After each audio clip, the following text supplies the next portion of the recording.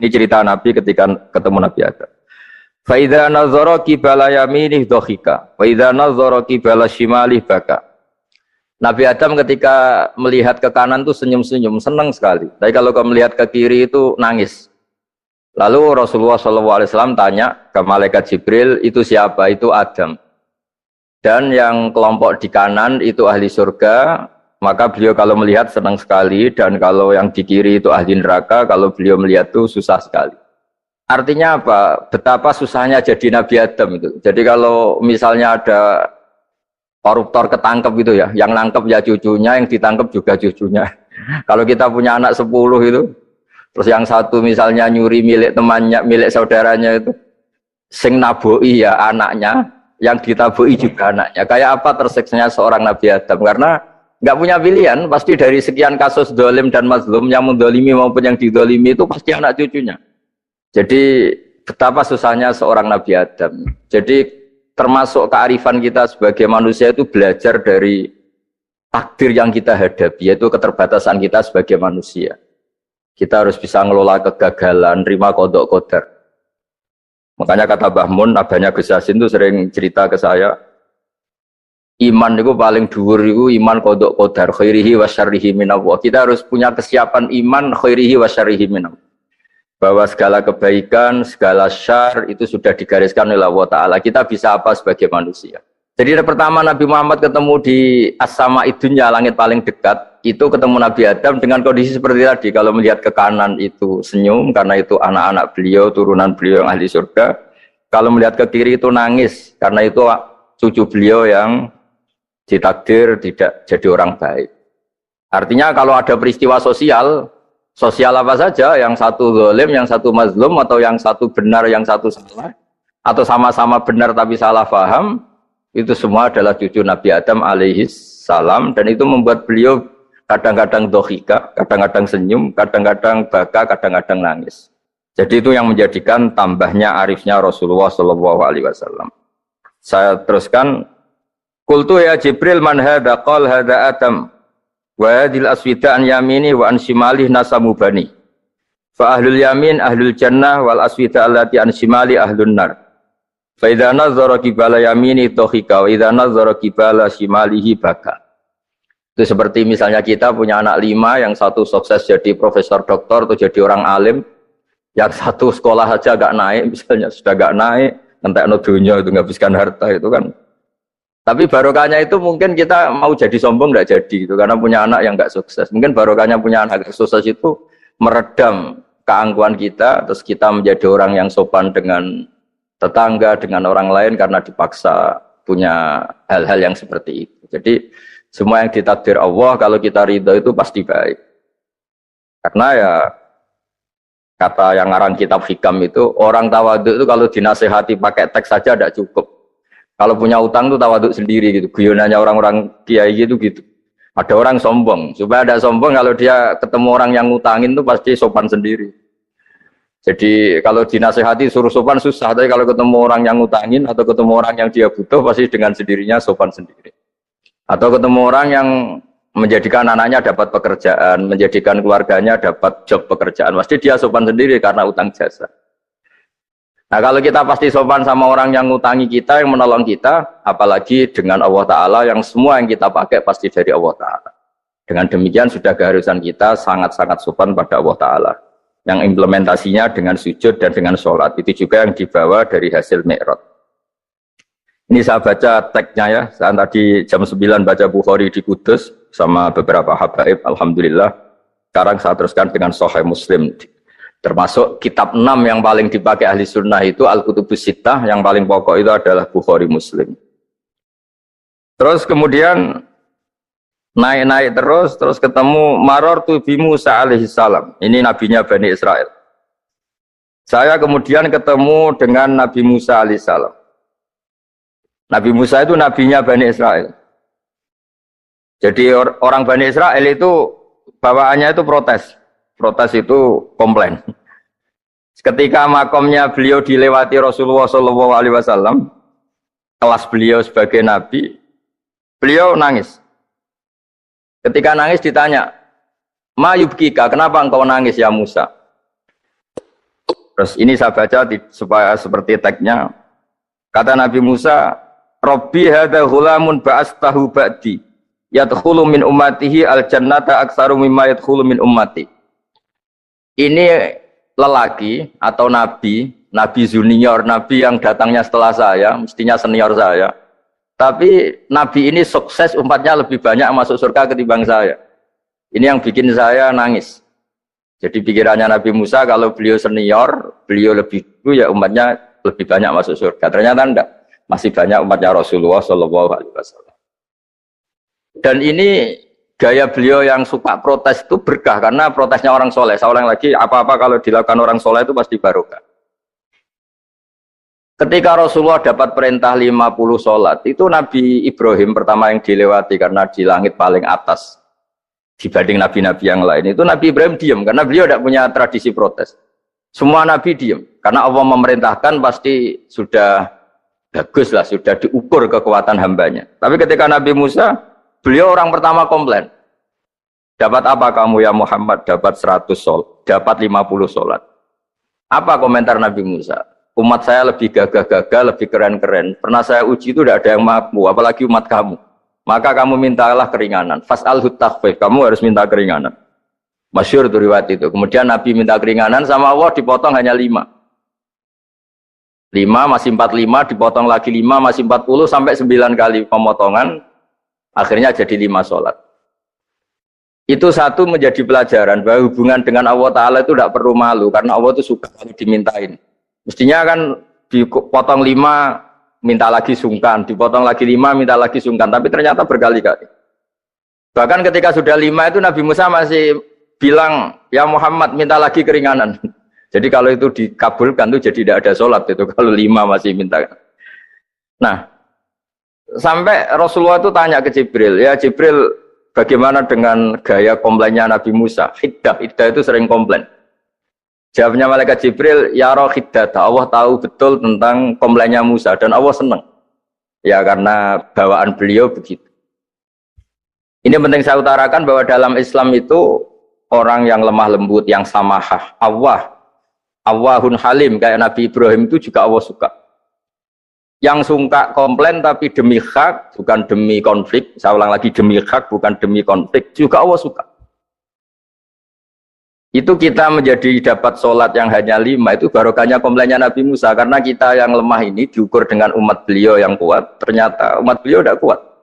Barokahnya tidak kuat itu dipakai tolak ukur apalagi umatmu yang Muhammad. Kemudian itu yang menjadikan Nabi sebagai orang yang sangat tawadhu karena yang merintahkan itu senior. Meskipun kita tahu Nabi Muhammad itu Sayyidul Awwalin wal Akhirin, tapi secara lahir, secara jusmani beliau lahir paling belakang. Dan secara lahir juga beliau Nabi paling terakhir. Jadi secara hukum adab beliau harus sopan. Tentu sopan itu jadi panutan kita. Meskipun kita tahu hakikat beliau adalah Sayyidul Awwalin wal Akhirin. Secara hakikat. Nanti kita bicara lebih jauh tentang jusmani dan ruhani. Nah akhirnya keturutan sampai 5 sholat yang kita lakukan sekarang itu barokahnya komplainnya Nabi Musa. Banyak di cerita-cerita kitab hadis. Ketika Nabi Musa ngaji sama Nabi Khidir, itu komplainnya Nabi Musa menjadi fikih yang luar biasa, kata kitab Ibnu Hajar al-Asqalani, Fathul Bari. Ketika beliau ngaji sama Nabi Khidir, kemudian Nabi Khidir itu dipinjemin perahu sama masyarakat. Sudah dipinjemin karena beliau majanan ya, dikasih gratis. Tapi di tengah-tengah perjalanan perahunya itu dilubangi. Nabi Musa komplain, akhirat tahali tukhriqu ahla, masa kamu lubangin padahal kamu naik, nanti gimana, kamu sudah pinjem, nggak bayar, masih ngerusak lagi, itu apa-apaan. Nabi Khidir cari lagi saja, ilmu kamu belum cukup untuk menganalisis ini. Begitu juga ada 3 peristiwa yang Nabi Musa itu selalu komplain. Apa yang dikatakan Ibnu Hajar al-Asqalani itu kitab yang sangat bagus sekali.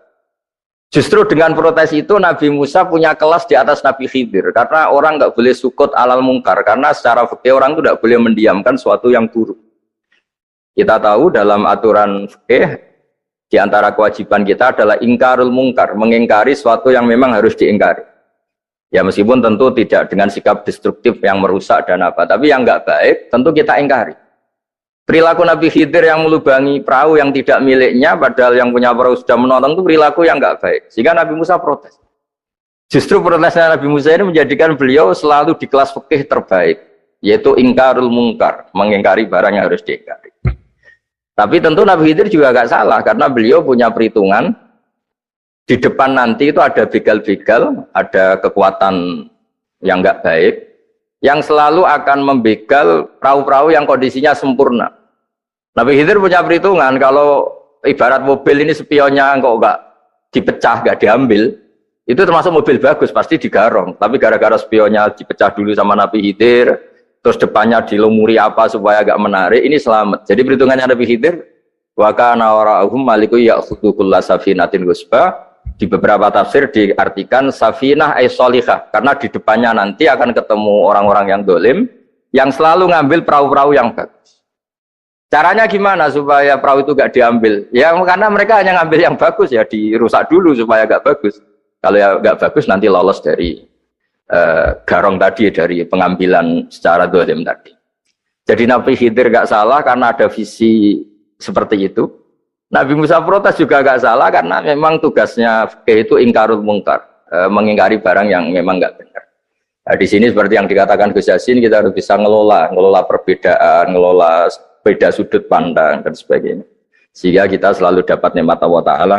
Wa allafa baina qulubihim, nikmat yang kita asik, kita hidup asik, nyaman. Doa-doa bapak-bapak saya, guru-guru kita sering ijazahi setiap ketemu teman atau keluarga disuruh berdoa, Allahumma alif baina qulubina wa aslih dzata bainina. Semoga hubungan kita dengan orang lain itu baik-baik saja dan semua konflik kita dibenahi oleh Allah Subhanahu wa taala. Karena kita tidak pernah tahu ya, kita miskin kadang dianggap problem karena takut membebani tetangga.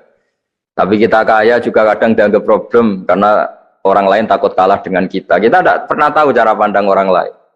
Jadi kadang-kadang kita menang gitu, sama yang senang dikira kita pemikir serius. Tapi sama yang nggak senang dikira kita merengut. Kita guyon, kata yang senang itu luar biasa. Kita dianggap orang yang ceria. Bagi yang nggak senang dianggap arogan. Jadi kita tidak pernah bisa ngelola pikiran orang lain. Nah, barokahnya rahmat Allah yang tidak terbatas, kita seperti ini. Dan itu digambarkan oleh Allah Ta'ala ketika ketemu antar Nabi. Itu cara pandang ya beda-beda. Nabi Ibrahim itu kalau melihat orang yang nggak benar, itu ya ngendikannya faman tabi'ani fa innahu minni wa man asani fa innaka ghafurur rahim. Ya Allah, yang ikut saya ya karuan kelompok saya, yang tidak ikut saya semoga engkau banyak mengampuni mereka. Nabi Nuh beda sekali cara pandang. Nabi Isa ubudiyah murni. Ketika melihat orang yang nggak benar, beliau tidak ngambil sikap. Beliau ngendikan intu adzibhum fa innahum ibadu. Kalau engkau siksa nggih monggo Gusti, wong itu hamba-hamba jenengan, itu terserah jenengan. Wa in taghfir lahum, kalau engkau ampuni nggih monggo, jenengan yang punya pertimbangan lebih bijak. Dan itu yang dalam banyak hadis ketika Rasulullah SAW melihat umatnya di akhir zaman yang macam-macam, Nabi ngambil sikap kayak sikapnya Nabi Isa. Sebagian riwayat Nabi mengatakan fa'aqulu kama qalal abdus sholeh. Saya akan ngambil sikap kayak sikapnya al-abdus sholeh. Di hadis itu diredaksikan, yaitu dengan redaksi intu adzibhum fa innahum ibaduk wa in taghfir lahum fa innaka antal azizul hakim. Ya, saya teruskan. Kemudian akhirnya Rasulullah SAW sampai ke Sidratil Muntaha. Wa ra'aitu Ibrahim alaihi salam wa ana asbahu waladih bih. Ketika ketemu Nabi Ibrahim, hubungan Rasulullah itu sangat emosional. Beliau yang pertama diceritakan, saya ketika ketemu Nabi Ibrahim itu senang sekali karena ternyata saya ini cucu beliau, turunan beliau yang paling mirip beliau. Jadi ini unik, dari sekian peristiwa besar, peristiwa langit, kemudian Nabi ada hubungan emosional yang luar biasa ketika ketemu Nabi Ibrahim. Pertama yang dikatakan Nabi, wa ana asbahu waladi, saya adalah cucu yang paling mirip beliau. Dan ini kita tahu akhirnya di semua syariat kita istilah resminya itu anit tabi millata Ibrahim hanifah. Di istilah resmi agama kita millata abikum Ibrahim, agama leluhur kamu Ibrahim. Kita ketika baca sholawat Allahumma sholli ala sayyidina Muhammad, terusannya juga kama shollaita ala sayyidina Ibrahim wa ala ali Ibrahim. Dan seterusnya dan seterusnya. Kemudian yang terakhir saya cerita secara akidah Ahlussunnah wal Jamaah yang dianut oleh Imam Asy'ari dan Maturidi. Meskipun secara lahir itu Nabi mengalami pertemuan dengan Allah di Sidratil Muntaha, tapi tetap saja kita cara pandang bahwa Allah Ta'ala itu mukhalafatul hawadis. Allah tidak bisa kamu andekan di satu tempat terus mengalami hal-hal yang kita alami sebagai makhluk. Sebab itu sirinya kenapa di surat Isra dimulai dari subhanalladzi. Allah tetap maha suci. Maha suci itu artinya terbebas dari yang kita alami. Allah selalu mukhalafatul hawadis. Allah la yahtaju ila makarin. Allah tidak butuh tempat. Allah tidak butuh waktu. Allah tidak butuh semua. Karena Allah itu qayyum. Allah itu qiyamuhu binafsihi, berdiri sendiri. Allah tidak butuh aras. Allah tidak butuh kursi. Tapi eksistensi kursi yang butuh Allah. Allah tidak butuh aras, tidak butuh kursi, tidak butuh langit. Semuanya itu berdiri karena Allah. Bukan sebaliknya Allah berdiri di atas semuanya. Sehingga kita mulai kecil diajari Allah itu siapa? Al-Qayyum. Kalau bahasa kita qiyamuhu binafsi. Selalu berdiri sendiri dan Allah itu Al-Ghaniyul Mutlaq. Enggak butuh yang lain. Di sini pentingnya selalu Nabi ngendikan subhanallah wiridanya tetap Allah itu maha suci, Allah maha besar, Allah maha agung, dan keagungannya diantara ditandai dia punya sifat yang tidak sifat kita, dia punya keabadian yang tidak bisa kita miliki, dia punya semuanya yang tidak kita miliki. Itu sebab itu dimulai subhanalladzi asra bi abdi lailam minal masjidil haram. Jadi kata subhana ini maha suci itu maha suci dari tempat, dari waktu, dari apa saja. Meskipun Allah punya adat, punya sunnah, memperlakukan hambanya itu dengan logika atau bayangan yang dibayangkan seorang hambanya. Sehingga seakan-akan kita ini ya ketemu, seakan-akan kita bisa ini melihat. Sehingga di surga disebut kita ini melihat Allah. Tapi semua ahli sunnah mengatakan, tapi kamu melihat Allah itu tetap saja bila kaifin walan khisorin. Tidak bisa terus menciri. Menciri itu bisa membatasi sifatnya Allah itu begini-begini, tidak bisa. Tetap Allah itu la tudrikul absar wa huwa yudrikul absar. Tapi kita bisa disebut melihat dengan kemakhlukan kita yang profan di surga disebut melihat. Tapi bukan melihat yang kayak kita melihat antar makhluk yang terus bisa apa itu cerita detail, cerita spesifik, cerita apa tidak bisa. La tudrikul absar. Ini hebatnya ulama-ulama kita selalu cerita Mi'raj, cerita nazar ila wa fil jannah, melihat Allah di surga. Tapi bersamaan dengan itu selalu cerita Allah itu mukhalafatul hawadis, Allah itu laisa kamislihi syai'un. Jadi terima kasih Gajang utamanya pada Gus Yasin dan yang membantu semuanya. Barokahnya kita ketemu bisa ngaji, supaya barokah saya baca teks aslinya di hadisil Isra, karena tadi saya jam 9 sudah baca Bukhari, ini supaya dapat berkah saya ini baca Sahih Muslim.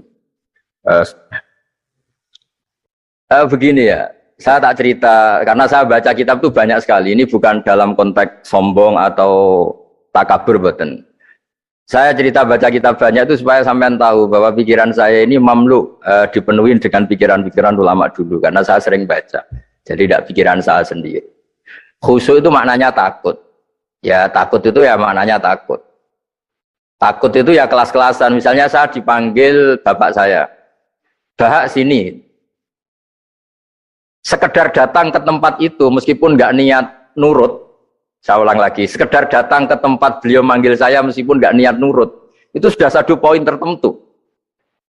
Karena dipanggil terus menghadap itu sudah bagus, meskipun di hati saya nanti saya bilang nggak mau, saya mau main.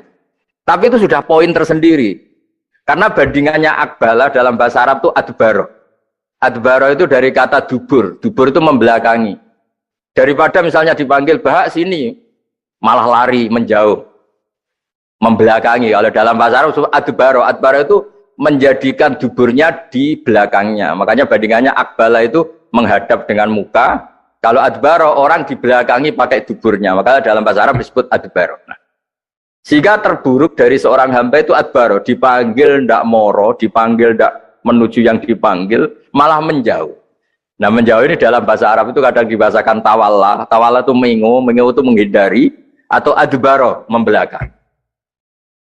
Jadi kalau Anda sholat kok masih sering salah, dan saya yakin semua orang juga gitu, kalau nggak nabi, nggak wali itu ada ya kesalahan-kesalahan yang tidak fatal-fatal banget, karena ada kebaikan yang Anda lakukan, yaitu ketika Anda dipanggil, Anda istijabah, Anda mengiyakan dengan menghadap. Ya itu sudah bagus. Nah setelah menghadap ternyata disuruh apa itu tidak nurut. Disuruh apa nggak nurut itu satu kesalahan yang tidak mengganggu poin pertama tadi, Anda menghadap. Sehingga banyak cerita di hadis-hadis, ada sahabat yang zaman itu tidak soleh-soleh banget. Zaman itu, ketika Nabi, saya ini mau sholat ya Rasulullah, tapi jangan diminta berhenti dari begini-begini. Beliau menyebutkan sekian kemungkaran sahabat tadi. Nabi komentarnya itu sayan hahumayakul. Nanti kalau sering sholat lama-lama ya enggak begitu.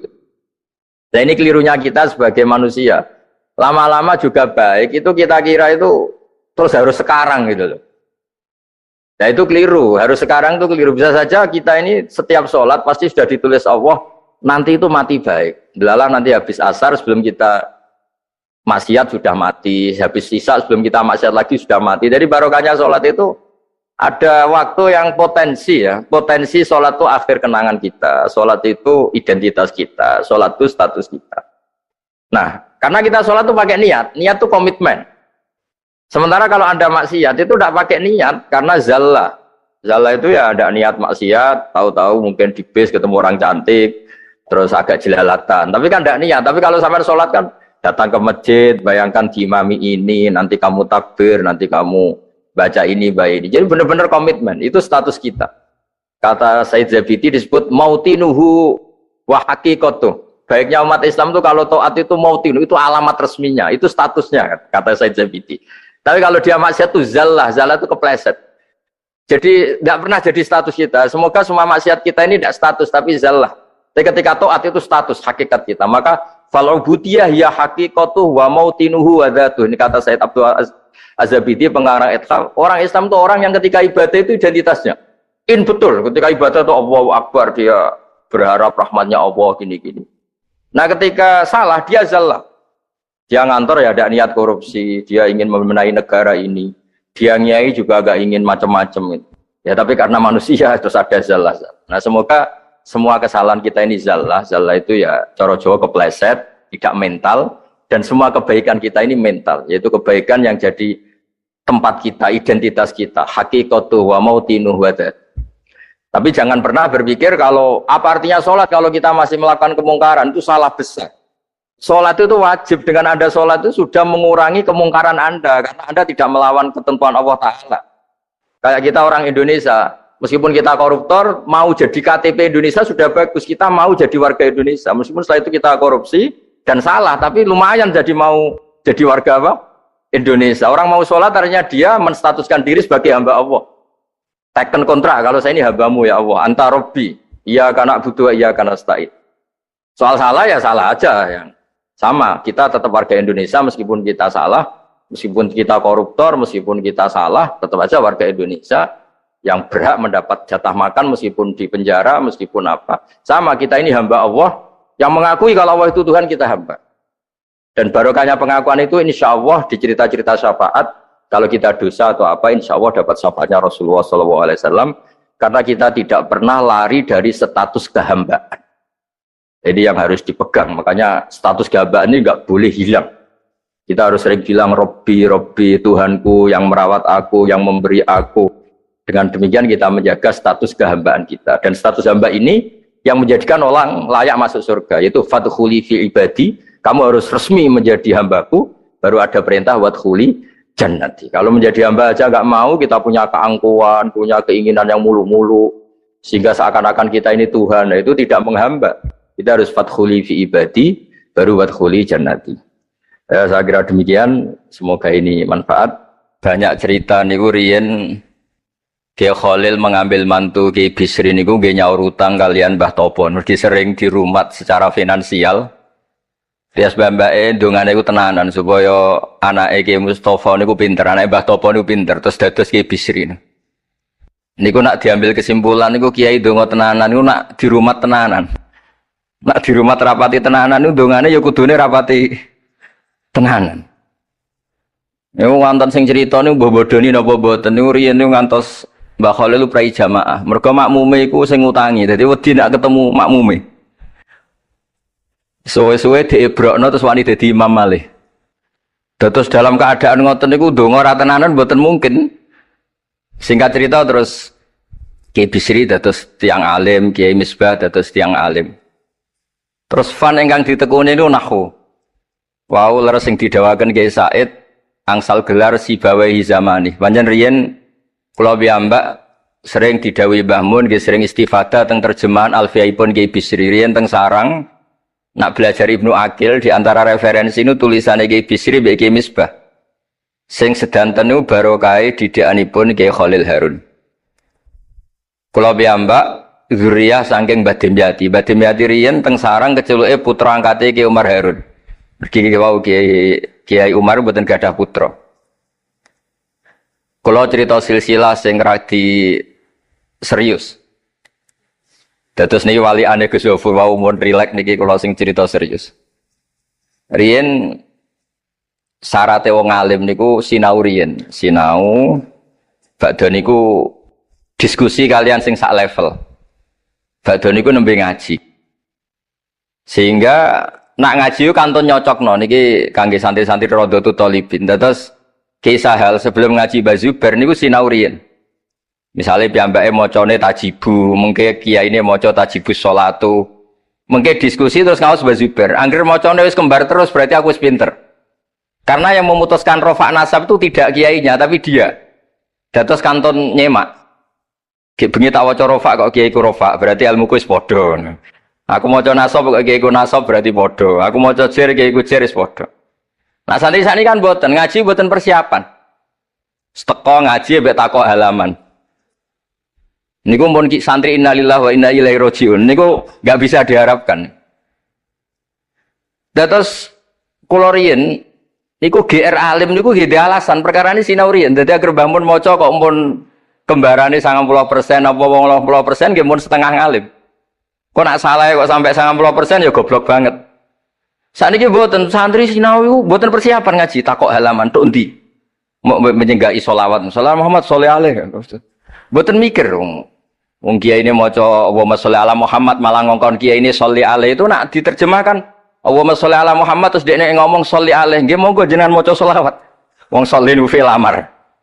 Tapi wong jenenge wong ra mikir nggih.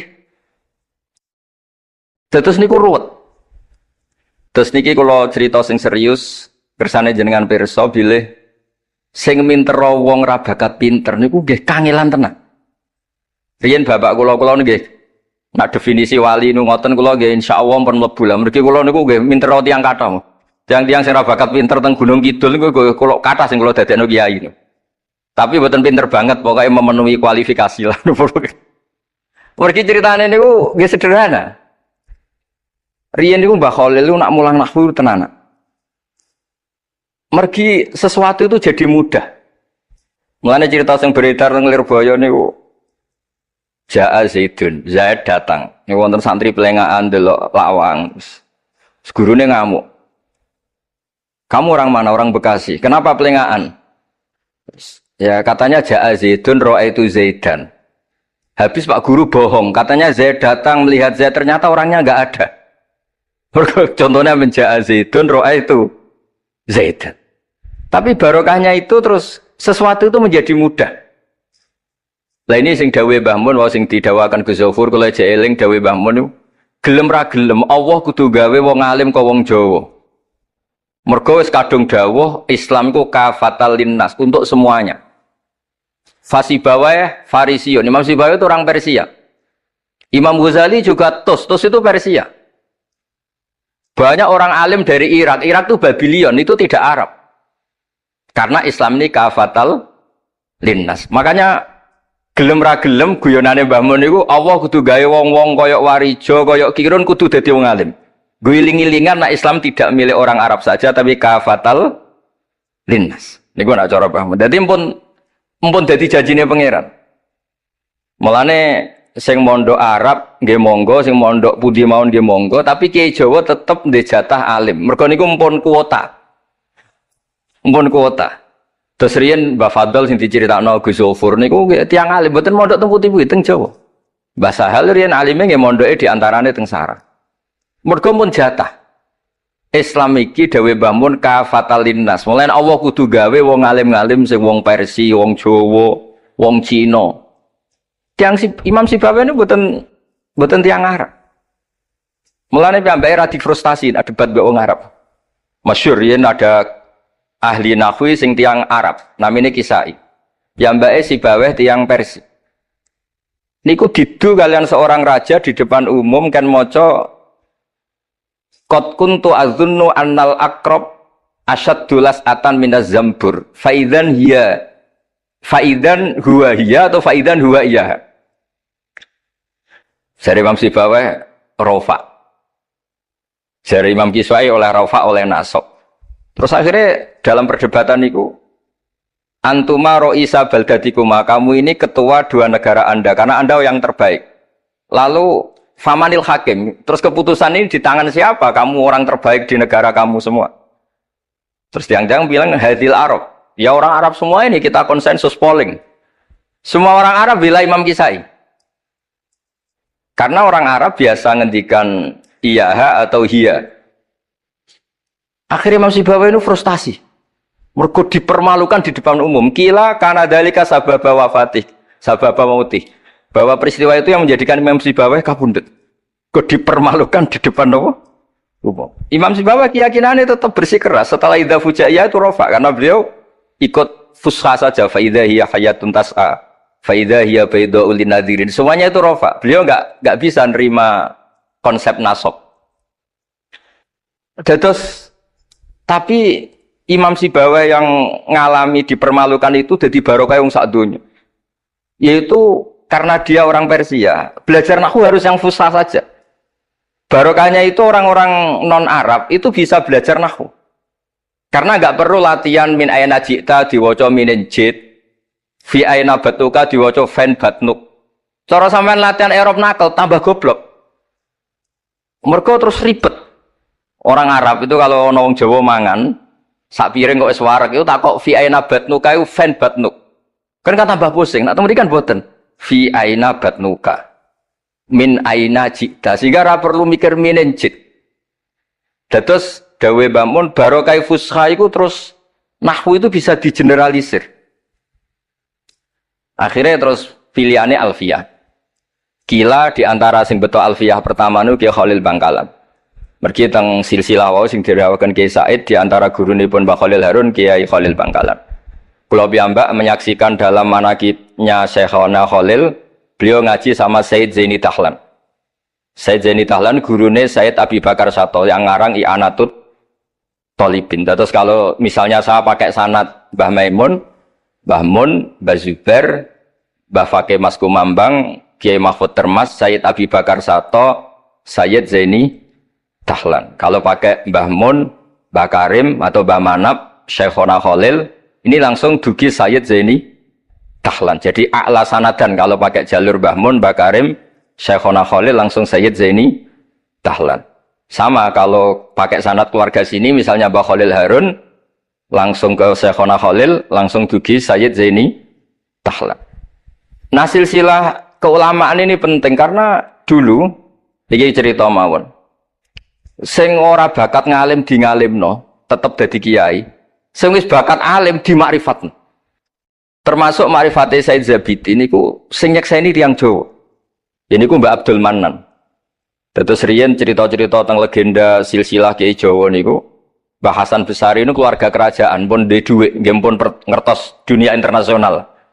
Kepengen mondok teng Mekah. Mbah Hasan Besari sing terkenal yo. Akhirnya ngajak kancane namanya Abdul Mannan niku tiyang Termas, tiyang desa. Dijak akhirnya mondok teng Mekah dados tiyang alim. Termasuk nderekaken Said Zabidi dugi Mesir, Shahibul Ithaf. Ki Abdul Mannan gada putra alim alama namanya Ki Abdullah. Ki Abdullah gada putra namanya Ki Mahfud. Dugi Ki Mahfud niki cerita sing terkenal niku kepanggih Mbah Munawir. Kila niku murid guru wakila konco. Sing jelas saingan dadi wali perkarane. Mbah Mahfud itu ora trimo, tapi ora trimo sae hiro. Kalau dalam bahasa Arab gopto ta hiro. Sopo sih kok ana wong sak tawafan khatam Quran.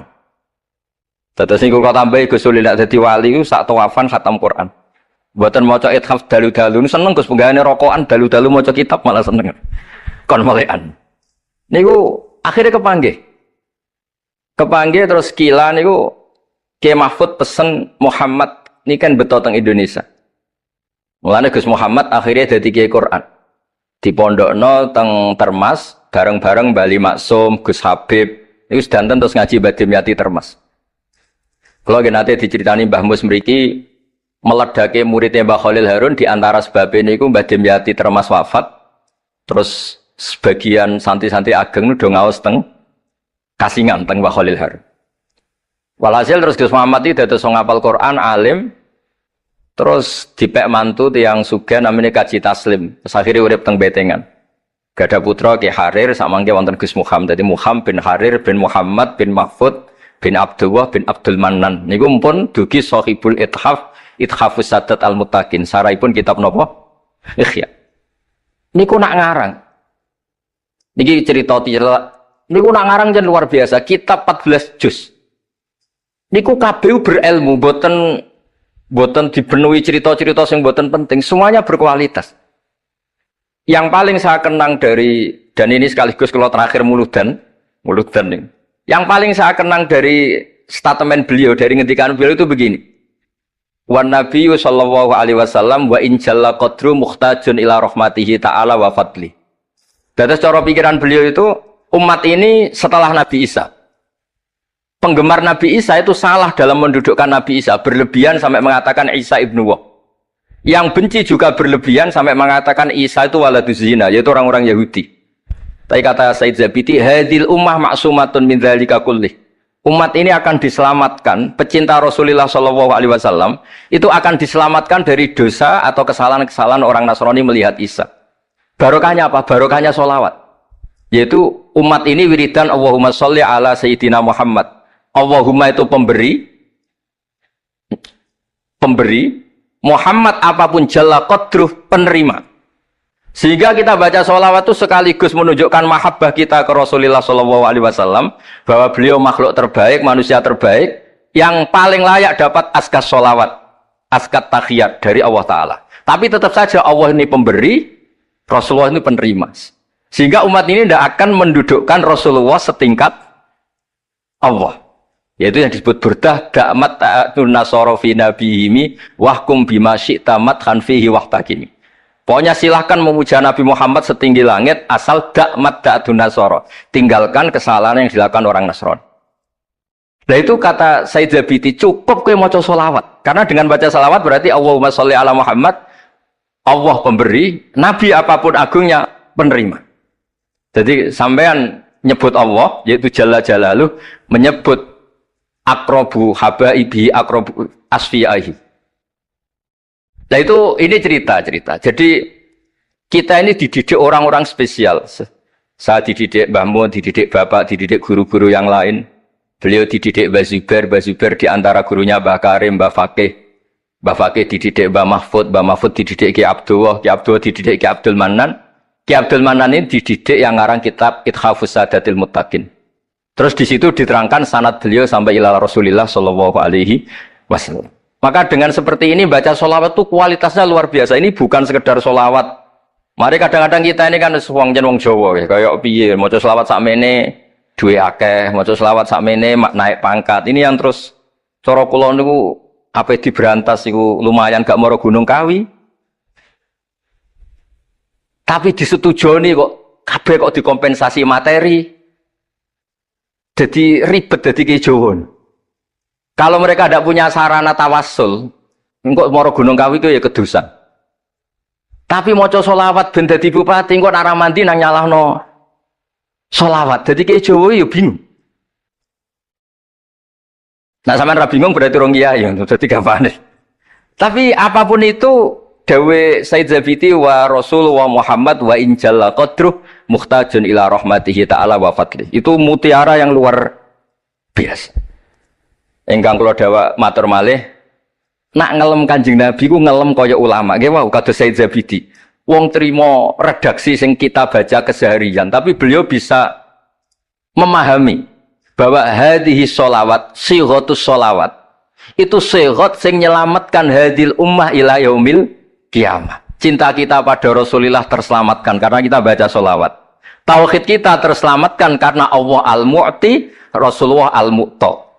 Apapun hebatnya Nabi, posisi yang diberi, yang menerima, pemberinya tetap Allah Subhanahu wa ta'ala. Dan ini cerita-cerita ngaji tahqiq ingkang sanate musalsal ila Rasulillah sallallahu alaihi wasallam. Dan kula suwun Seneng Rasulullah nggih wonten sing baca sholawat dengan jumlah besar. Wonten sing bacanya ndak besar tapi ngerti. Sirrun min asrori sholawat. Ngene iku piye supaya sholawat iku nunjukno mahabbah kita lan keyakinan kita nak Nabi niki afdhalul khalqi, paling disenengi Allah. Tapi sekaligus Nabi tetap Abdullah wa Rasul. Cukup dengan redaksi Allahumma sholli ala Muhammad, Allahumma sholli ala Sayyidina Muhammad. Terus niki mun dalu nek sampean kakean ilmu malah bingung. Wong kula piyambak pun nganggep final yang didhawuhna Gus Zofur mergi saya bersaksi karena hal yang sama juga Mbah Mun sering dawuh. Sing jelas iki Jawa kudu bangga tetep untuk kuota. Mergo Allah kadung ngendikan kafatal linnas. Jadi tetap Allah akan bikin orang-orang alim di lain orang Arab, mesti ono sing wong-wong non Arab. Kata Imam Ghazali itu orang Tus itu ikut Persia. Sibawayh juga Persia. Imam Abu Hanifah itu orang Irak. Irak itu termasuk Ajam. Karena ikut Babylon. Wa kumma minal biladil ajamiyah. Mesir ikut Afrika. Terus insya Allah barokah cerita niki, barokah wow penjelasanipun Gus Zofur dan kita juga sering dengar dawuh-dawuh Mbah Mus, Mbah Khalil bahwa agama ini luar biasa. Mergi Indonesia nu boten saged bahasa Arab tapi saged ngarang kitab bahasa Arab. Ini Mbah Mun sering dawuh, Mbah Fadl bocah bahasa Arab ya ora iso. Di Ihsan Jampes tau dites Mbah Zubair, jare Mbah Zubair iseng gak ngetes Mbah Ihsan, dijak bahasa Arab ya ora iso, tapi iso ngarang kitab. Mbah Fadl ketemu supir taksi Arab ya tuntas. Pinter supir taksi. Nah, mana gara Mbah Mun ana wong mondok Arab kepen pinter, kepen iso bahasa Arab. Kowe adol es ning Arab kok pinter bahasa Arab ini cara Mbah Mun. Nek pen alim yo niru Mbah Fadl. Tapi saged alim alam. Mergi mpun untuk kuota agama ini kafatal linnas. Nah, agama itu mulai dulu itu masalah klaim di sosialnya ya. Pada level kebenaran tentu agama itu hak dan batil. Tapi pada level sosial itu klaim. Klaim bahwa Ibrahim itu kita. Kata orang Islam, kata orang Yahudi Ibrahim itu kita, kata orang Nasrani Ibrahim itu kita. Sebab perdebatan itu ketika diputuskan Yerusalem, Hebron, terus Bethlehem, itu dianggap kota internasional, kota bersama. Sehingga di sana itu yang namanya Nabi itu kadang kakinya di masjid, kepalanya di sinagog, atau pokoknya separonan. Jadi saya pernah sholat di masjid Ibrahim itu harus melewati sinagog. Itu tak inceng Nabi Iskak itu nang tengah-tengah sinagog. Ibrahim lumayan, sirahe ning masjid. Jadi hanya satu bangunan. Sama persis di masjid Yerusalem itu masjid apa? Baitul Maqdis itu. Tembok yang satu yang sebelah ini dipakai tembok ratapan, tembok yang sama yang satu dipakai masjid. Itu jangan satu tembok, bukan dua tembok. Makanya tiga agama ini unik, musuhan tapi titik keramat itu menunjuk yang sama. Orang kok berhubung ra cocok wis aku tak ning Bantul, enggak ada yang seperti itu. Semuanya di titik itu. Dadi nak ndonga yo krungu, wong kula nate teng tempat tembok ratapan Yahudi. Makanya sekuler ya ono barokah dunia itu sekuler. Kula mriku nggih ketunan. Mbak-mbak nggih jilbaban enggak masalah karena dianggap tempat wisata. Sama di Mesir itu ada masjid tertua, Masjid Amr bin As. Wong barat nak rono ya ono sing katokan cekak macam-macam. Wong wis wisata. Kayak Masjid Kauman Jogja. Sapa wae mlebu ya oleh wong sapa? Wisata. Maksudnya kan banyak turis yang ke situ posisi enggak berpakaian apa? Islami. Senajan to mau ning Jowo di Masjidnya Amr bin As sama. Nah pertanyaannya gini, satu-satunya yang bisa meyakinkan umat Islam kalau Ibrahim tidak Yahudi dan Nasrani ya dawuh pangeran. Kenapa? Karena secara fisik makamnya itu di kawasan apa? Yahudi. Nabi Daud para meneh sak kemule itu tembok bintang kejora kabeh. Bahkan kalau ziarah ke sana kudu maca ala Yahudi dulu. Piye Nabi Daud sing. Nah di sini ini pentingnya nyuwun sewu, pentingnya dengan tanda kutip pentingnya politik. Jangan-jangan makam-makam itu terserah otoritasnya. Andai kan Indonesia itu menang Wahabi, mungkin makam-makam tulis sentral kemusyrikan, awas bahaya. Karena yang menang Aswaja ya tempat barokah. Ya tinggal yang nulis. Nah ini yang kita khawatirkan. Ibrahim mengalami seperti itu. Andai kan dulu yang menang 100% Umar atau Salahuddin Al-Ayyubi, mungkin Ibrahim itu enggak lagi ada sinagog di seputar Nabi siapa? Ibrahim, semuanya mas. Tapi sekarang enggak, karena dikuasai dunia internasional itu jan kakinya di sinagog. Ishak malah total Ishak gitu. Yakub malah total semua tubuhnya di sinagog karena Yakub itu nama lainnya siapa? Israel. Ya, nama lainnya Yakub siapa? Makanya Yakub bin Ishak bin Ibrahim. Lah Yakub punya anak namanya Yahuda. Paham ya? Makanya Yahuda bin Yakub bin Ishak bin Ibrahim. Yahuda punya dulur yang li'ab 12, yang punya dulur li'ab itu 2, Bunyamin sama siapa? Yusuf. Yang Bunyamin Yusuf ini sakit. Yang lainnya berapa? 11, itu 10 kan, berarti 10. Pokoknya bangsa itu berapa itu? Lah itu li'ab hanya berapa? Ada li'ab, ada apa? Sakit. Nah Yusuf, nasibnya paling untung Nabi Yusuf. Orang Kristen nama Yosef sama orang Islam jenenge Gus Yusuf itu banding. Ya. Daniel enggak ya? Keok ya? Sarah? Keok kita. Yusuf banding ya? Non Muslim nama Yusuf banyak ya? Islam Kiai Yusuf juga banyak. Mustafa Raono ya? Islam kabeh nah jenenge. Meskipun gak wong pilihan dek nih Mustafa sing jeneng-jeneng saiki mboten ora ana maknane. Makanya saya itu mikir. Nah terus perdebatan sejarah itu mesti mengacu ke Duriyah. Duriyah itu komunitas. Nabi Ibrahim itu kita ikut partai Ismail saja ya supaya jelas ya. Ismail itu lahirnya di Palestina di Syam, dibawa ke Mekah. Tapi mari kula nu rodok setuju Islam, mari dadi utek kula niku wis rodok iku. Utek kula niku kan anut kaul sing paling akwa. Sampean anut sing tahu krungu pertama kan angel itu disambungi. Tapi sudahlah saya tak kompromi saja ikut siapa? Ismail. Ismail itu kemudian ketika Islam, saya ulang lagi, ketika Islam mengklaim juga agama Ibrahim, itu orang Yahudi mencibir. Kamu kok bilang agama Ibrahim itu alasannya apa? Kita ini yang ikut Ibrahim kata orang Yahudi karena kita orang Palestina, kita orang Yerusalem. Terus Nabi Muhammad memberi penjelasannya, tentu diajari Allah, Ibrahim itu pernah hidup di Mekah. Buktinya fihi ayatum bayinatum maqamu, jejak kakinya di situ, jejak kesejarahnya di situ, yaitu istrinya pernah dibawa ke Safa dan Marwah, yaitu peristiwa Hajar nyari apa? Air. Lalu Ibrahim dan Hajar ini punya anak namanya siapa? Ismail, dan itu namanya Abul Arab. Jadi Abul Arab itu Ismail. Bukan Ibrahim. Kenapa kok tidak Ibrahim? Karena Ibrahim juga Abu Syam. Ibrahim masih milik bersama. Yang mulai benar-benar hidup di Mekah itu siapa? Ismail. Maka dulu perdebatan antar para peneliti agama, itu lalu Adnan itu siapa? Makanya terus diputuskan, wa adnanu bila roibin inda dzawil ulumin nasabiyah ila dzabihi Ismaila nisbatuhu wa muntama.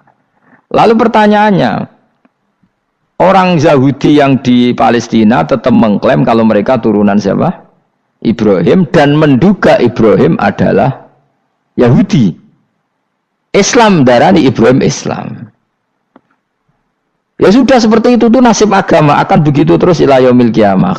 Kita tentu iman status Ibrahim, maka anak Ibrahimu Yahudiyau wala Nasraniyah. Nah, kenapa harus Quran ngendikan? Karena secara fisik atribut Ibrahim itu sekarang makomnya itu dikuasai Yahudi, akhirnya dikuasai Israel akhirnya juga.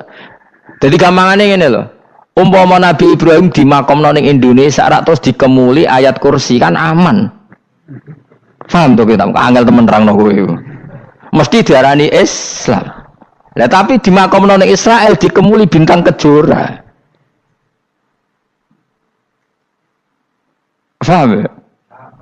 Maka mau tidak mau tetap ada perebutan otoritas politik. Makanya di sini ini Sayyidina Umar ngotot kepengen nalono Romawi. Maksudnya Romawi yang menguasai Palestina. Tenan kasil. Akhirnya Nabi Ibrahim total ning masjid. Mlanin kono jenenge Masjid Umar. Mergo sing nalono awal sedurunge Salahuddin Al-Ayyubi sinten? Tapi gak suwe kalah neh wong Islam. Lagi menang neh Rasulullahuddin apa? Terus kalah meneh terus saiki dadi kota modern nih.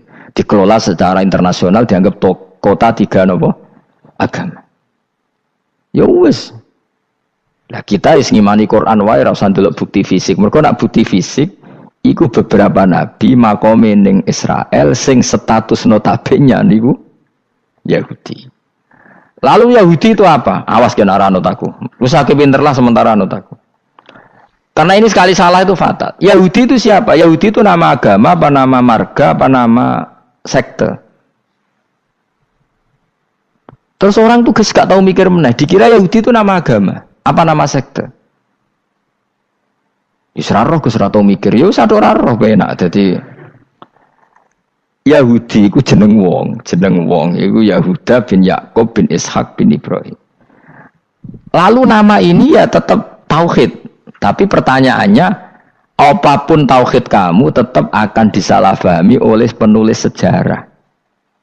Maka sejarah itu sekali sing nulis salah, tetap selawase korbane yo salah. Misalnya kok Siti Jenar, kita kan tidak pernah tahu Siti Jenar persis piye. Kabeh nulis misalnya dekne wahdatil wujud. Akhirnya dekne tersangka wahdatil wujud manunggaling kawula Gusti. Tapi ada juga penggemar Siti Jenar. Siti Jenar udah diwali, seswali songo hasud. Barang dipateni wangi, ben ketok elek digenti asu. Dadi sing ketok elek iku wali songo ning versi penggemar Siti Jenar. Aku lho termasuk turunan Sunan Kudus ning catetan. Iku ya paling mangkel mbek ketoprak. Perkara men kalah mbek Saridin ceritane. Sakjane ya mangkel, tapi sing gawe ketoprak iku tau sowan aku.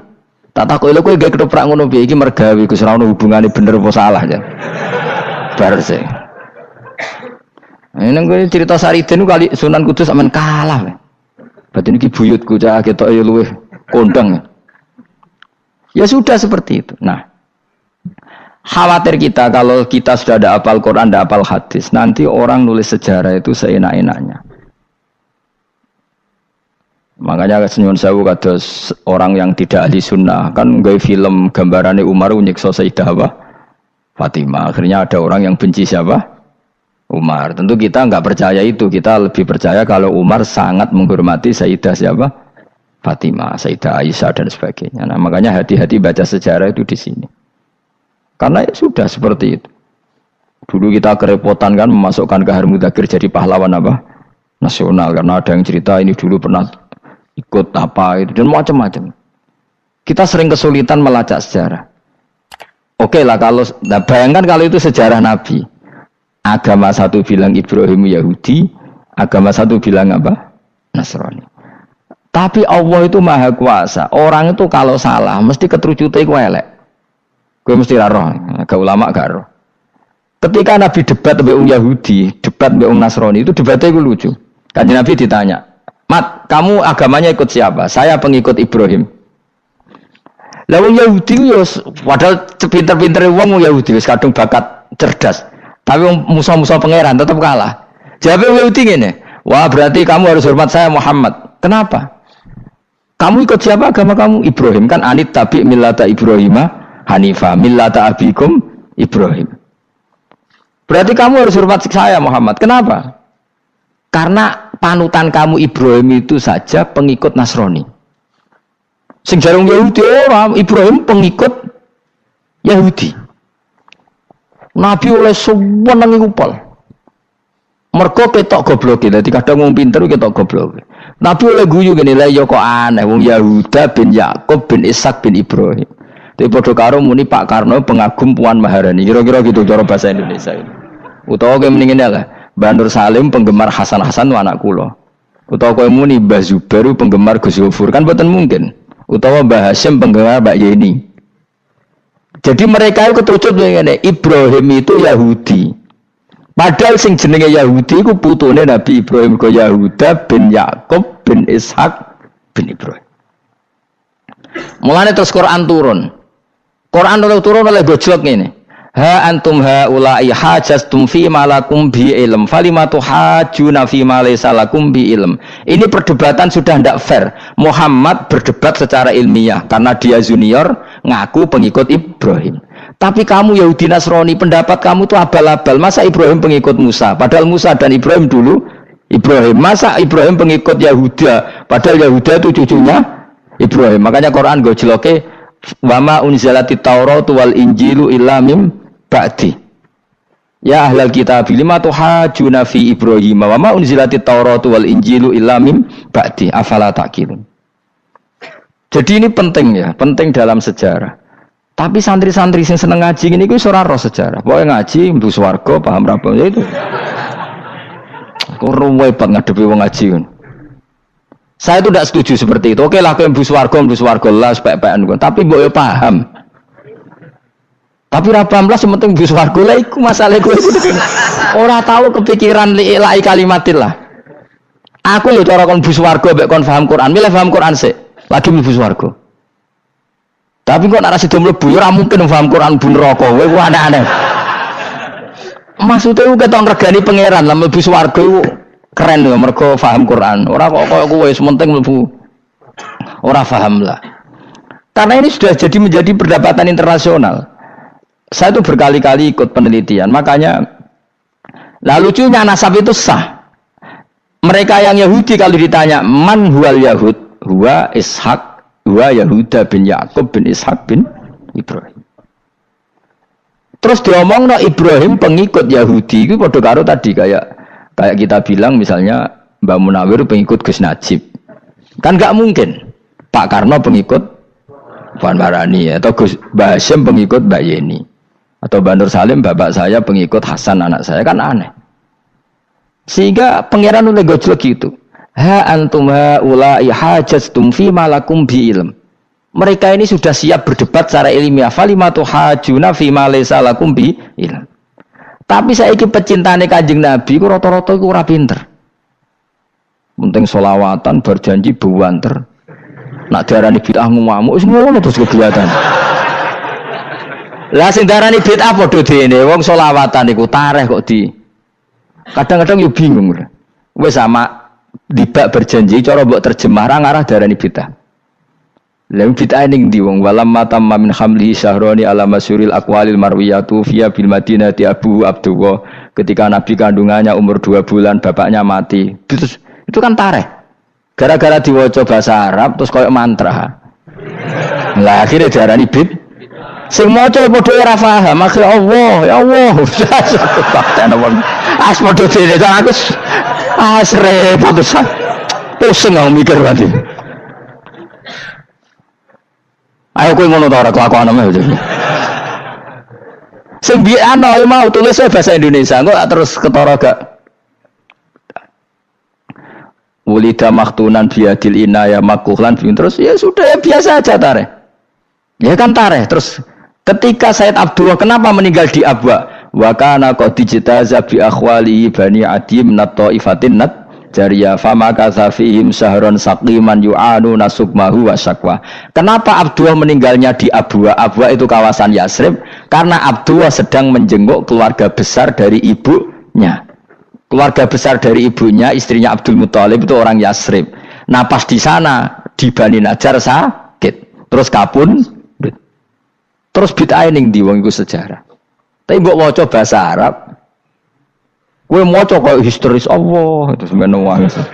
Ya akhirnya wong kan darani iku mantra.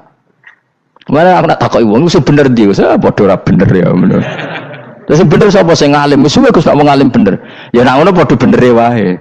Wong sing ngritik ku krungune mantra, sing maca bos. Pusing ngomong terangno kowe. Nah, problemnya agama itu seperti itu. Yang diikuti orang banyak. Itu di makamnya Nabi Dawud itu ya sudah wiridan ala Yahudi. Sama sekali. Saya sampai nangisi Nabi Dawud. Karena makamnya itu total dirawat ala mereka. Jogja juga ngalami gitu, Jakarta, Rembang nanti juga ngalamin gitu. Banyak raja itu wali, tapi waris-warisnya sudah nyuwun sewu orang abangan, terus misalnya dikasih sesajen. Orang ono yasine tapi mau ono sesajene. Mau apa kalau makamnya memutuskan seperti itu, penjaga makamnya itu. Mulane kena dadi wali ndonga anak putumu, muridmu wali, nek ora repot, guri-guri dikai sajen. Itu di Gunung Kawi itu ada makam santri, tapi di Gunung Sugihan piye sih. Kowe iku ruhe nangis tenan. Banyak seperti itu, tidak ada tua banyak. Nah, lalu makam itu terserah siapa pertanyaan? Terserah yang rumat apa terserah statusnya zaman dulu? Nah, karena yang rumat itu berafiliasi ke Yahudi, terus mengklaim Ibrahim itu, maka Quran harus menerangkan maka anak Ibrahim Yahudi wala Nasrani karena secara artefak, secara kesejarahan fisik itu sekarang dikuasai Yahudi. Jadi repot. Ya tapi itu ya sudah. Makanya kita kembali ke Quran dengan cerita tadi. Ibrahim tetap Abul Anbiya. Ibrahim tetap Muslim. Buktinya punya peninggalan Ka'bah. Nah, Ka'bah ini harus kita jaga. Ketika Ibrahim kita katakan ninggali Ka'bah, ternyata Ka'bah di situ sentral tauhid. Antahira bidali ta'ifina wal akifina waruka'is sujud. Ketika Ka'bah jadi sentral tauhid, maka kita akan mengatakan peninggalan Ibrahim pasti tauhid. Makanya Nabi marah besar ketika Ka'bah ada berhala banyak. Andai kan nggak dihapus oleh Nabi, maka berhala itu pun dianggap peninggalan Ibrahim. Dong tau nih, dong tenan. Ya pinter nih, jadi maju lah. Mulane kowe aja geman donga saleh dhewe, ora cukup. Saleh saiki ora cukup, kudu ditopang saleh anakmu, saleh putumu. Apa artinya kita sekarang soleh kalau anak cucu kita tidak soleh? Pasti sejarah dibalik. Dan itu kalau dibalik yang meluruskan siapa coba?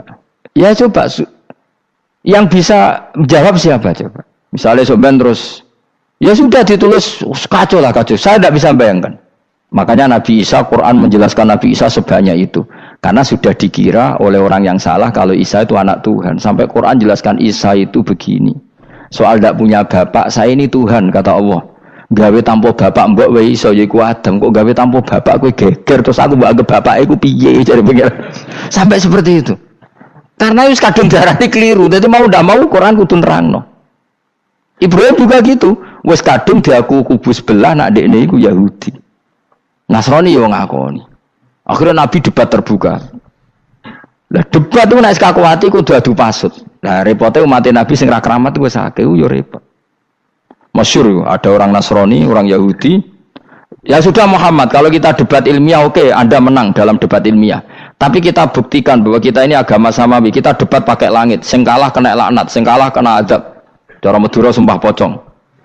Nabi yo jare Nabi. Masyhur itu. Faman hajjaka fihi min ba'di ma ja'aka minal ilmi faqul ta'alu nadu abna'ana wa abna'akum wa nisa'ana wa nisa'akum wa anfusana wa anfusakum thumma nabtahil fanaj'al la'natallahi 'alal kadhibin. Nabi dijak mubalah. Oh ya oke, kita mubalah. Nabi nimbali Hasan Husain. Cucu kesayangannya dipanggil Hasan Husain. Putri kesayangannya Sayyidah Fatimah dipanggil.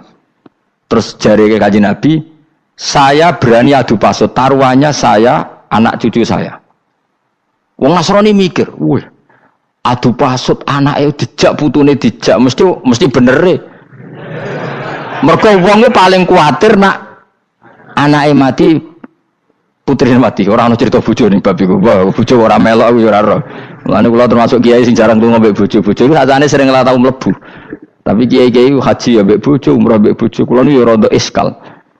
Jebule bareng tak takono sing dhuwit sing wedok Gus. Ya wis nak ngono wis kejawab ya wis anjir sing dhuwit sing wedok. Ya wis nak ngono fair apa? Riyen bapak kula kaji ya dhewean, bojo kula kaji ya dhewean, kula ya kaji dhewean, tapi aja tiru. Kamu ndak sekeramat saya ya dadi. Kula nggih setuju sing grudak-gruduk wong loro karena ternyata tadi sing duwe dhuwit sing wedok. Ya wis piye meneh. Tapi dalam semua riwayat memang abna'ana itu Hasan Husain, Nisa itu Fatimah. Memang Nabi enggak ngajak istrinya. Nabi itu unik dalam banyak hal itu memang ya Hasan Husain sama Sayyidah Fatimah. Kenapa istri itu kadang nggak dilibatkan? Memang nggak seru. Seru anak. Orang itu lebih menyayangi anak, toh nyawa cara Jawa. Bareng Nabi keluar, orang-orang Nasrani bilang ini wajah-wajah yang setiap mengetuk langit pasti disembadani. Terus mereka mundur, nggak jadi apa mubahalah, minta mubahalah ini dibatalkan. Berarti Nabi itu debat 2 kali. Secara ilmiah ya pernah, yaitu membuktikan kalau Ibrahim adalah pernah berdomisili di Mekah. Sehingga Nabi mengklaim sebagai turunan Nabi Ibrahim. Mereka tanya buktinya apa? Terus fihi ayatum bainatum maqamu Ibrahim. Orang-orang Yahudi Nasrani ditanya, itu apa? Jejaknya itu jejak Ibrahim. Mereka ngakui kalau Ibrahim pernah di Mekah. Artinya kalau pernah di Mekah zaman dulu kan nggak ada pesawat, nggak ada, mesti domisilinya lama. Dan itu artinya punya anak turun yang hidup di Mekah, yaitu lewat Ismail. Bukti kedua tadi, sa'i. Sa'i baina Safa wal Marwah adalah mengenang ketika Hajar mencari air. Lagi mulai perkara mbek kowe. Saiki Ismail ketika lahir iku jek digolekno banyu antarane Safa mbek Marwah. Sementara cerita dzabih disembelih iku ning Sam. Mulane kok aja melok-melok lah ya. Kok aja melok-melok mulane. Aja terusno, mari kepinteran wis. Semeneng ae ora usah melok-melok. Gak, aku Ismail ya. Dilatih pinter kok pintere ra kasil, sombonge tok sing kasil dadi gak jeng Ismail. Ismail wis gak.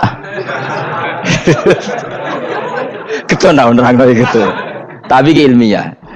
Ben kowe bangga di guru alim ya dadi kowe ben roh. Nak gurumu gak main-main. Aku yo krungu-krungu nak kaul aku iku Ishak tapi wis goblok ngono Ismail. Karena waman sadda finnar ora umume wong iku wis repot. Ora usah diterusno Dadi bukti empirik wis mengarah Ismail iku jelas uripe ning Mekah. Mergo wong Yahudi Nasrani lah ngakoni peristiwa Hajar iku ngakoni. Berarti Ismail urip teng Mekah. Akhirnya Rabi mbek suku Jurhum terus nurono Sayyid Adnan sak teruse sampai tok Kanjeng Nabi Muhammad sallallahu alaihi wasallam. Mulane dibak utawa manakib utawi napa? Berjanji. Niku pertama sing disebut abtadi limla bismillah terus wa ba'du fa aqulu wa Muhammad bin Abdullah. Kenapa dibak berjanji lah ya. Kenapa nerangkan nasabnya Nabi Muhammad? Karena yang dipertanyakan Muhammad jadi Nabi turunannya siapa? Karena syarat Nabi itu harus turunan Nabi. Makanya berjanji nerangkan wa ba'du fa aqulu wa Muhammad bin Abdullah bin Abdul Muttalib wasmu Syaibatul Hamdi khumitat khisaluhus saniyah.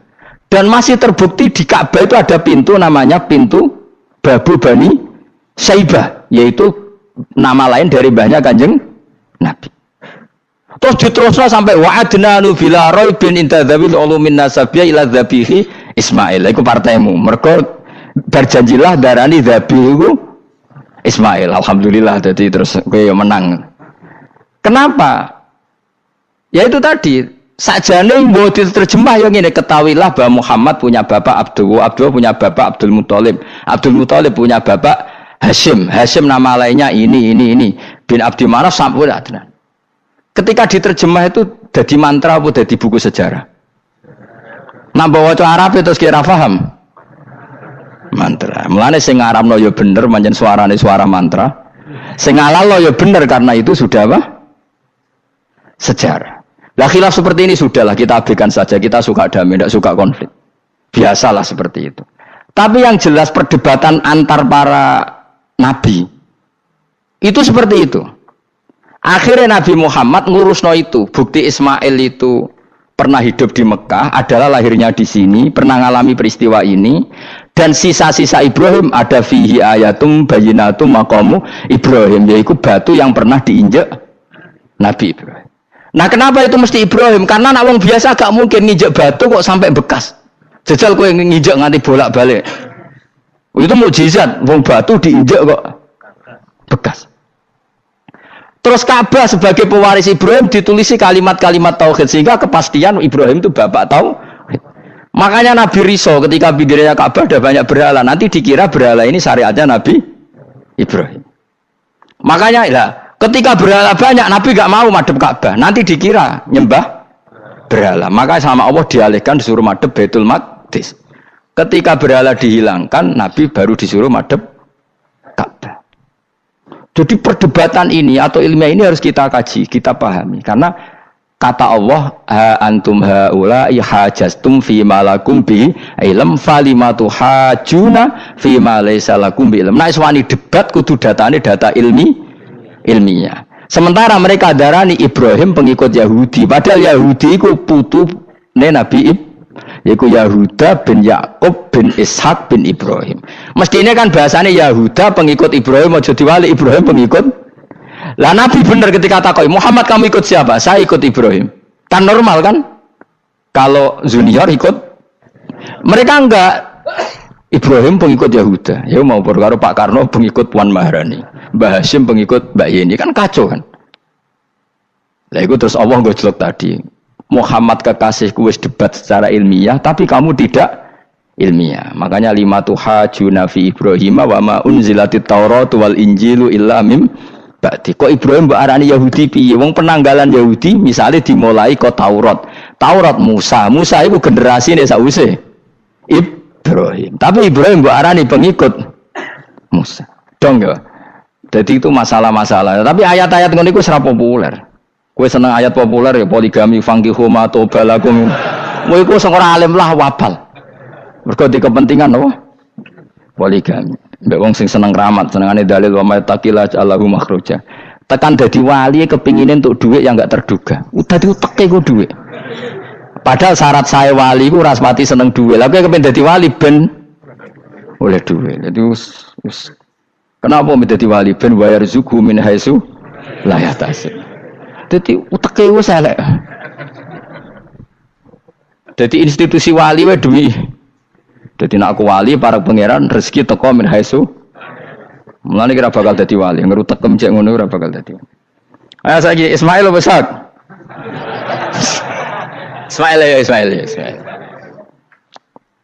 Aku ya getun kadang alim kadang getun. Perkarane nyulayani apa? Mainstream. Tapi cara kula ya Ismail sudah tak bilang napa? Ismail. Apa? Yes. Ismail Iska Ismail. Nak cacile kan milih sengguri ben.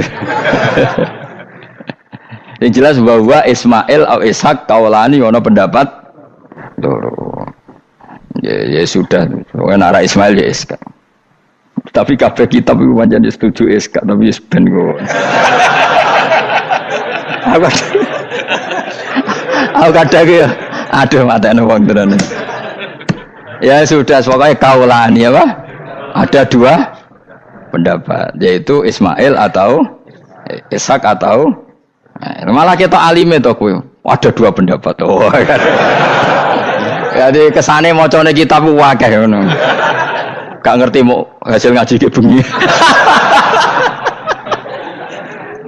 Aduh matane wong guys. Sabar. Ismail wis ya. Sekawe Ismail. Soale mele sengguri. Wa tarakna alaihi fil akhirin salamun ala Ibrahim. Nah, kemudian Allah menitahkan Ibrahim pasti kamu dikenang secara baik. Maksudnya tadi tiga agama semuanya mengklaim Ibrahim itu bagian dari itu. Jadi semua agama mengakui siapa? Ibrahim. Lah yo mbok gedhingi kaya ngono kersane pangeran banyak Ibrahim diakui tiga agama kan yo repot. Nah iya kowe ora cocok Ibrahim diklaim Yahudi, diklaim Nasrani, tapi kersane Allah Ibrahim itu orang atau sosok yang dipuji tiga agama. Ya wis kersane pangeran. Yang jelas kalau bersaksi betul di Hebron itu ada makam Ibrahim, Ishak, Yakub. Yakub karena nama lainnya adalah Israel total di sinagog. Meskipun kita tetap kita pasti yakin kalau Yakub itu nabi dan tidak ada sangkut pautnya dengan keyahudian. Maka kita statusnya mengikuti Quran saja. Kalau status artefak atau fisik itu tinggal sing gawe makom. Nggih mboten. Misalnya tadi Ibrahim karena makamnya di Israel dikuasai orang Yahudi, terus mereka tinggal saja ganti kafan ala Yahudi, dikemuli ala Yahudi, selesai. Podo misalnya ono Zaid yang bawa wali tenan bora, misalnya di makam Wahabi sudah seperti itu. Hanya dikasih tanda di kepala, ndak ada jubah, ndak ada apa. Tapi kebalikannya misalnya, Ruhin mati anak putune sugih kei jungkup wali besar Ruhin yang terserah nih. Lah mungkin era kita masih konangan, era nice. Lho nak wali songo karuan ana buktine sejarah secara silsilah. Lah nak sing ra jelas-jelas iki. Mulan cara kula putune wali kudu alim biar urut. Lho saya itu punya catatan sampai Sunan Kudus meskipun lewat ibu. Lewat nasab ibu. Tapi supaya pentingnya tadi, saya masih punya kitab milik buyut saya ke-7 ke-8. Itu berapa coba? Berapa orang itu? Itu setiap saya buka itu langsung putus, saking lamanya kitab itu. Sehingga saya tahu itu tradisi nenek moyang saya. Enggak mungkin nenek moyang saya seneng keris, seneng jimat. Nyatanya yang nggone lemari ini mau ana kitab. Mbok nek nggone manane keris kan. Artinya ini penting. Ibrahim juga gitu. Ibrahim itu ngendikan dengan anak putune tinggalanku ya Ka'bah iki, sucikan Ka'bah dari kemusyrikan. Antahira bi ta'ifina wal akifina war rukais sujud. Sehingga orang ingat Ka'bah itu ingat apa? Dipakai kiblatul musallin. kiblatnya orang sholat. Lalu orang sholat itu orientasinya apa? Adalah tauhid. Berarti Ka'bah didesain untuk kiblatnya para ahli tauhid. Harus terus kita buktikan terus setiap sholat mustaqbilal kiblati dan saat sholat kita melakukan tauhid. Jadi terus sejarah berkesinam. Tapi andaikan sejarah pelakunya salah ketika Ka'bah dikuasai Abu Jahal, Abu Lahab, kemudian didesain pinggirnya Al-Lata dan maka seakan-akan Ka'bah jadi sentral kemusyrikan. Makanya ini penting. Jadi lalu sejarah ini gimana? Ya terserah pengelolanya kan. Mulane wali urip iku mesti didongakno wali mati. Mergo sing iso njaga khazanah iki wali urip. Paham sing kula maksud? Jadi ojo bayangno Mekah iku sampean kalah. Nak Mekah kalah terus Ka'bah dikuasai Abu Jahal CS misalnya. Sing jenis maksudnya. Ora kok Abu Jahal tangi meneh mboten malah repot kabeh. Lah di sini ini pentingnya Quran. Alhamdulillah wong Islam diwarisi be Allah Quran, kitab la yatabaddal wa la yataghayyar. Kitab yang enggak akan rubah, yang enggak ada matinya. Sehingga suatu saat misalnya Ka'bah kok pinggirnya berhala, kita tetap nganggep itu tradisi yang salah. Mergo sing jenenge Ka'bah iku antahira bi'idali thaifina wal akifina war ruka'is sujud. Ka'bah adalah tempat yang harus steril dari salah guna, dinggo kemusyrikan. Jadi barokah Quran sebagai teks yang enggak hilang, kalau suatu saat ada perubahan tidak seperti yang kita saksikan sekarang, kita ngikuti Quran. Misalnya Ibrahim, senajan makamnya di sinagog misalnya, Yakub makamnya di sinagog, kita tetap yakin mereka adalah ahli tauhid. Nabi Dawud yang diklaim sebagai King Dawud, King David, makamnya di Israel, terus diatributi ala Yahudi, kita tetap yakin huwa nabiyun, beliau adalah nabi beragama tauhid. Berdasar apa? Ya berdasar penjelasan Al-Quran. Kalau berdasar empirik artifak ya terserah yang bikin. Dan gini ya. Di mulane kowe sing syukur ngaji sampai roh kaul loro Ishak Ismail wis ya gitu sapa to sing mesti Ishak Ismail mau bar muni Ismail gak konsisten ben kok supaya anut wong akeh jangan anut wong akeh wis ngene padha ora roe wa tarakna abqaina ali fil akhirin sanan pengalaman hasanan kang bagus salamun te keselamatan minna sanging kita maksudnya sanging Allah ala Ibrahim ngatasi Ibrahim kadzalika mengkon-mengkon kabeh kama jazina kaya malas ingsun ing kabeh naji malas ingsun al muhsinina ing pira-pira wong sing nglakoni kaapian li anfusi maring awak dhewe wong akeh. Jadi orang dimulai melakukan kebaikan pada dirinya sendiri. Kalau dia baik pasti apa? Orang lain merasa kebaikan. Nah, misalnya kayak apik mesti kepen sedekah, orang lain yang untung. Kamu baik pasti ingin menyebarkan kebaikan, orang lain pasti untung. Inna usataman Ibrahim iku min ibadina al-mu'minin. Saking pira-pira kawula ingsun al-mu'minina kang mukmin kabeh. Wa basyarnahu. Lan ngekeki berita gembira ingsun hu ing Ibrahim bi Ishaq kelawan tak kaya anak Ishaq. Ustudillah digawe dalil apa bidzalika kelan dawu Ishaq ala anadabiha ing atase sak temene sing disembelih kuwi ruhul ya anak Ishaq. Lho dadi ana kaul sing darani pokoke ora Ishaq. Ora Ishaq sapa? Ya Ismail. Jadi Imam Suyuti ngotot Ismail, sing nyarai Jalalain Imam Sawi ngotot Iska. Oke partai Jalalain apa Sawi? Yo Jalalain kaose kadung kaos Jalalain dulu. Yes pokoknya nara Ibrahim kan agak Ismail ya. Iska tidak mungkin yang lain iku wae sing ngono ae kok ribet. Sing jelas niku ana sing disembelih. Jenenge nara Ibrahim, sapa? Ishaq, Ismail. Sing nyembelih jelas Ibrahim, nanti ku jelas. Aduh. Repot. Dadi wong alim dadak. Kula nate maca mobil mangkel nganti saiki. Susah dadi wong waras, tangan-tangan kok. Ya ono bener e. Lah wong gendeng ora tau mikir. Dadi aku tahu dendam mbek tulisane mobil mesti tok-tok. Gelem ra gelem kan maca ning ngarepe. Susah dadi wong waras. Aku pertama eskal. Waras kok susah. Tanganan iya. Wong gendeng kan gak tau mikir. Mulane kaya nak susah berarti waras. Nak ora tau mikir berarti. Jadi mau nak roh khilaf berarti wong alim. Nak ora roh khilaf berarti wong orang alim. Saiki wis roh khilaf berarti alim. Assalamualaikum warahmatullahi wabarakatuh.